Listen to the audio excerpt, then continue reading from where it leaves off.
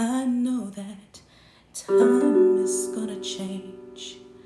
But while we wait for better days, we can take a minute and breathe.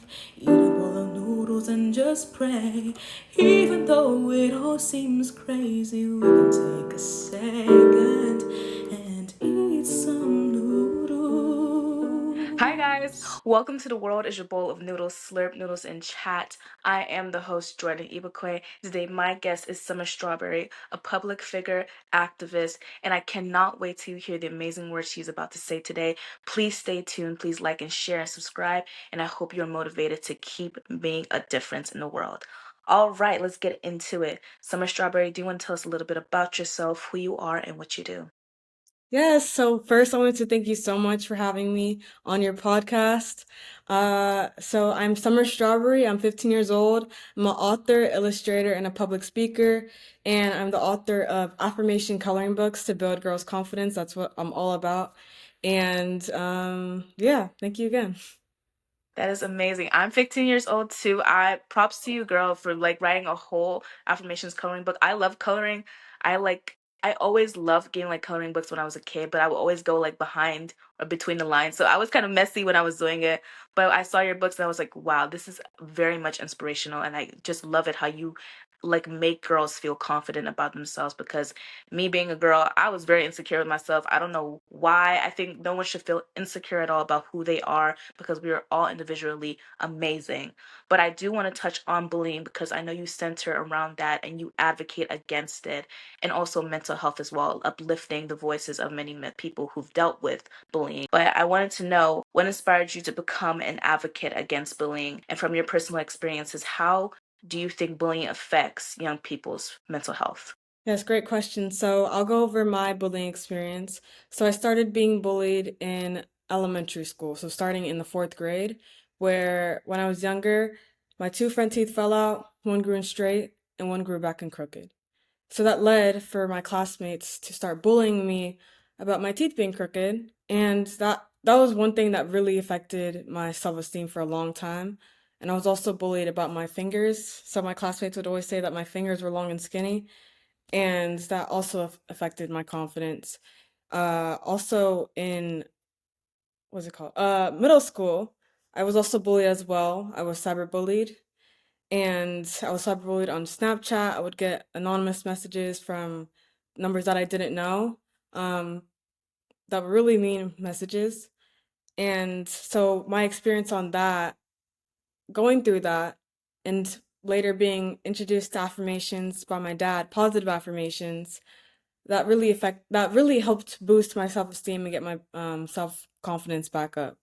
And going through all of that, I learned and noticed that I had to show others how they could build their confidence back. If they're going through bullying right now, or if they've never been bullied, I want them to learn how to prevent their confidence to be their confidence being affected if they ever face bullying.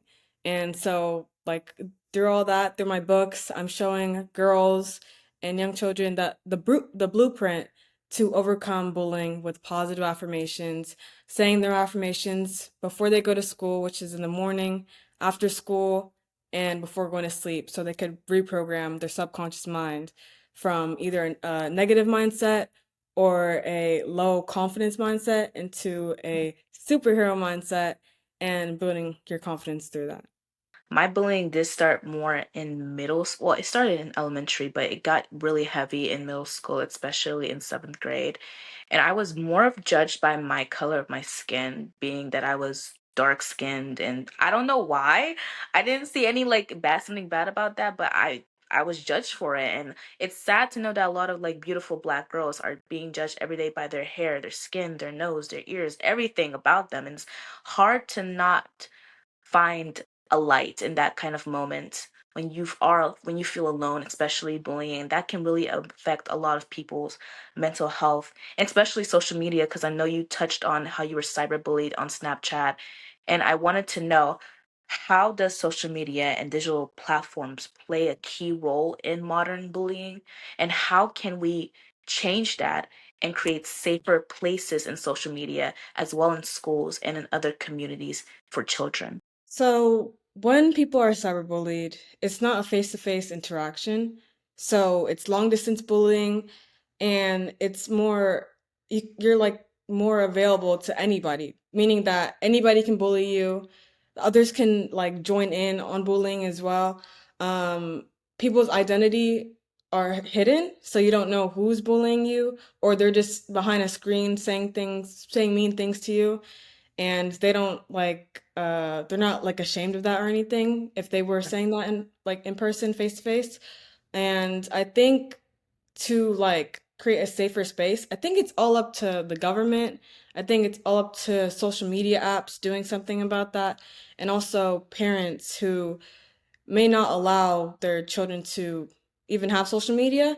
Like a lot of my friends, they don't have social media. And I think that's a really a good thing because there's a lot of negative aspects of social media that I think don't really need to be a part of a young child's life, a teen's life. And so I think just those things like that, the government, social media, parents, I think it's their duty to kind of protect their child from that. My parents, they did a really good job with not giving me a phone till like I was old enough, like 14, to control it because if I was giving a phone, it would have been really hard to even now I still deal with a lot of comparison on social media. When I see a pretty person online, I think, "Oh my gosh, she's so pretty. I wish I had this and that." But that's the negative side of social media, the thing that we don't want to do, but we are faced and constantly have to are like accidentally I do it and I don't even realize that I'm doing it, which is really bad. But, that's the sad part about social media, but it's also good that parents and also the government should implement strict laws on age limits for who can be on social media, but they've not done a great job with doing that. Conversations in school. What do you think needs to change in how we talk about bullying in schools? And how can we reach out to someone who has been bullied but is afraid to speak out and ask for help? So my experience with the discussion on bullying at schools is through like the mental health days at school. I don't know if your school has done that. Um, oh, really? Okay. So in Yeah. middle school, we would have a time, I think like once per semester or per quarter, where we would like stay in our classrooms for a longer period of time, and have these mental health days where they would show us videos. And I think based on my experience and like what my friends and classmates would say about that is that like it doesn't really help them. It's cringy. It's Yeah. not relatable. So I think to make that more relatable and more like enjoyable, I would say, is where they would invite like guest speakers, which would include like teens like our age, kids, and also adults who have had a bullying experience and how they overcame that experience. So we would be like, it would be a more relatable experience. And then also during that time where we could like individually talk with these people who've dealt with a similar experience as ourselves, so we can feel connected to them and their story and know that like we're not alone and that we can overcome it. So I think those would be some pretty good solutions to that. Yeah. I mean, my school, we did DARE. We didn't have mental health days, but we did have DARE, which I don't know if they still do that, but like I don't know, but it was like, they talked about like drugs and everything like that, but it wasn't really centered on mental health. So I don't know if that connects it, but even what you said now, it would be more interesting if people our age came and talked about bullying and mental health, because I feel like that would actually make our generation a little more interested because we are kind of stubborn being teenagers. We don't like to listen a lot, but if we can have someone who's like us and who looks like us, then I feel like it would really uplift like the problem and the issue. But I want to touch on your books as well because I know you are an author and an illustrator.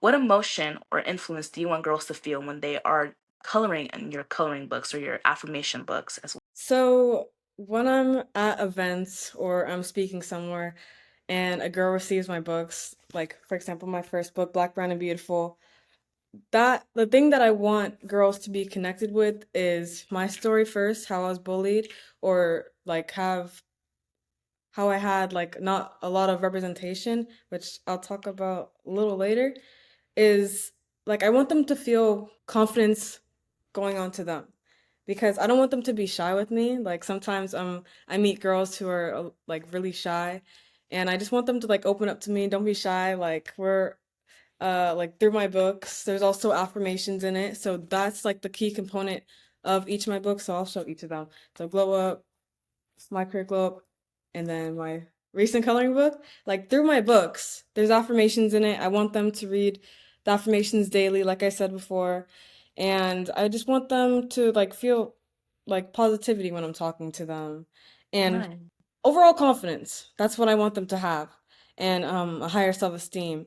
And then what led me to become an author is my bullying experience, and how that really affected my confidence.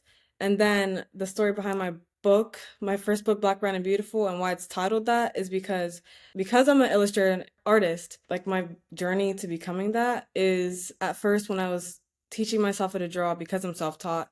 Is that I wouldn't draw girls who look like me, so black girls. And that's because when I would go on YouTube and I would type up how to draw a girl, it would be a girl with lighter skin, like straight hair, so just copying off of those tutorials, I would only draw girls who looked like that, not myself. And Right. doing that over and over again became a program where one day my dad noticed that I wasn't drawing girls who looked like me.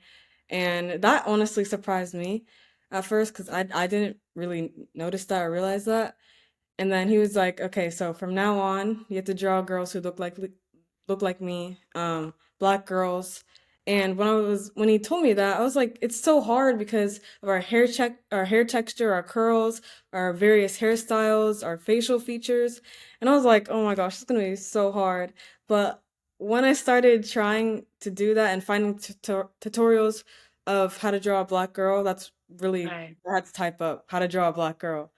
So I would see tutorials that like represented what I wanted to draw. Doing that, I grew a library of drawings of black girls who are confident, they love themselves, they're positive, and that led to the creation of my first book, Black, Brown, and Beautiful, through those drawings. And yeah, that's like the in-depth story behind each of my books.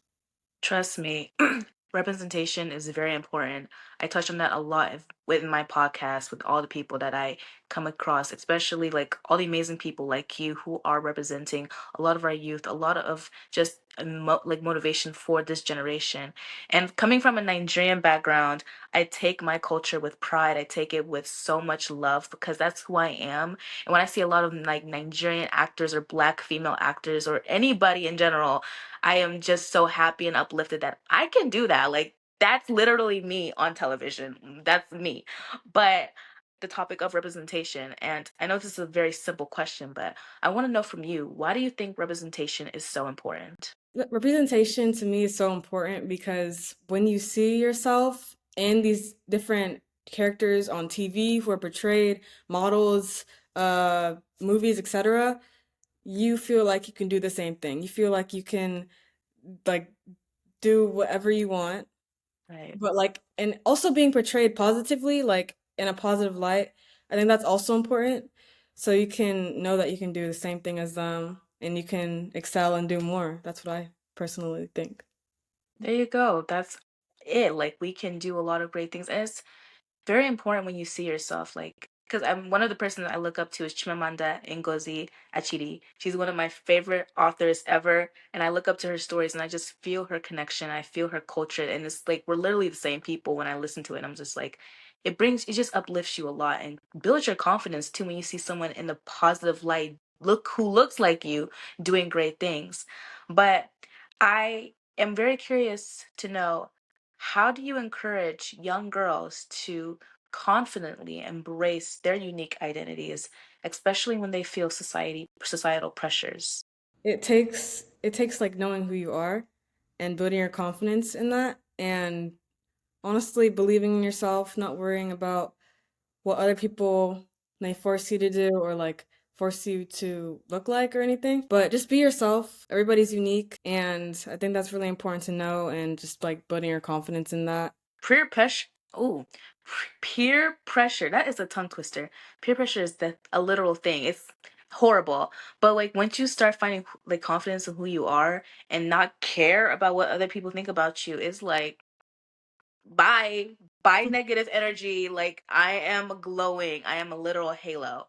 But I know that a lot of the times I do want to go back onto mental health because that is very important because I know bullying can cause a lot of trauma for people.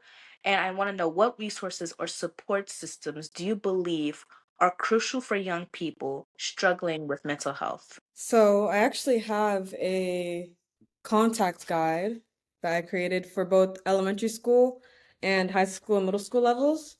So that guide right there is really a perfect representation of like who you should contact when you are bullied, or so first starting off with the with your parent, of course, that's your key figure. And then getting my affirmation coloring books because those affirmations will help you build your confidence on that journey. Teachers as well. Like, I don't want young people to be scared of like telling, like being vulnerable and telling people what they're going through. So definitely your teacher, school counselor, safe coordinator, dean of students, assistant principal, and then if it gets really serious, the school resource officer, the school district, and then the news. But also in this process, also getting a therapist, getting counseling, because that's an important Mhm. thing. You can tell all these people, but you have to know that you have to help yourself again. You have to be able to talk to someone else so they could listen to you and give you feedback and everything like that. But yeah, my contact guide is an important resource that is definitely needed, and it's actually on my website. So www.summerstrawberry.com. It's on there. Go check it out. It's a great resource. Definitely. I'll post even on my podcast as well because that is very important. I know a lot of kids will need that because some kids don't even know who to go to. And if they can be guided to know how to address this issue, and then I think it will really help and also save a lot of lives because I know bullying does lead to a lot of suicides and a lot of depression too. And I know you also touched on self-care. And so, how can we, I know this might seem redundant, but how can we take care of ourselves? Definitely just drink water. Just take time to refresh. Um, And just know, like, just take time to take care of yourself. Do like exercise, yoga, like stretch, workout, take care of your nails, your hair, eat good food, make healthy food as well. Go to sleep, like take rest. There's so many things to do. I would use Pinterest as a guide, honestly, to like Yeah. do all these activities because there's some great guides out there. Just And recite affirmations, journal, practice gratitude. Those are some also key things that I also do as well. So different things like that would definitely work. No, like Pinterest is like my vision board guide. Just any picture on there, save. It's like a literal maze. But in the wraps of ending this interview, I always love asking people this funny little question because knowing that my podcast is called The World is Your Bowl of Noodles, I wanted to know what is your favorite bowl of noodles? I think I recently tried like last year. I think they're called like Shin ramen noodles or something like Yep. that.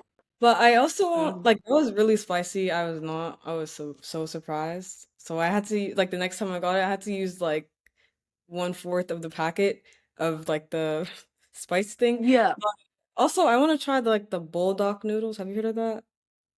Bulldog? Yeah. Like Yeah. some of my friends have tried it. I'm not a spicy food person, but I'm willing to try it, you know? Trust me. Every when I have the chance to try tteokbokki, I Oh, will try it yeah. because Me too. I'm kind of Mhm. interested in that.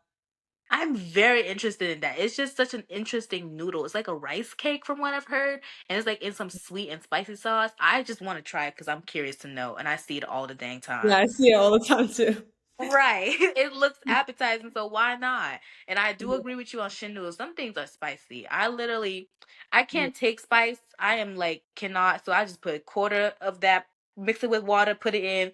That's all I can do because I'm not giving myself a stomach ache. Yeah, But yeah. exactly. But I wanted to know one more last question. How do you see yourself as an inspiration for many young girls who have been bullied and judged? So, I see myself as an inspiration because I took my negative experience and I took that I turned it into a positive experience. So through my story, I want girls to know that, like, when you're going through something rough, there's always like a way out. There's always something to help you as a step to overcome it. So don't let yourself sit in a negative situation. Do something about it. Take it into a positive way. Right. Oh my gosh, my voice is so like all over the place, but right. Like, even if it's dark now, but think about the future ahead of you. It's going to be so much brighter, so much way easier than it is now. I tell people what you're experiencing is kind of teaching you a lesson or toughing you up a little bit for the future ahead of you. Because life is hard. Life is a big bully in general. But if you learn to like face it and then learn how to build some strength over it, it will become a little easier. And of course, you will learn lessons throughout the way. But thank you so much, Summer Strawberry, for being on this podcast. Your words are amazing. And I hope you keep being a positive influence for many girls and just keep changing the world and creating a difference in the community. Thank you Thank so you so much much. for having me. I wish you all the best as well. Thanks again. Thank you. I will have a wonderful day. Thank you too.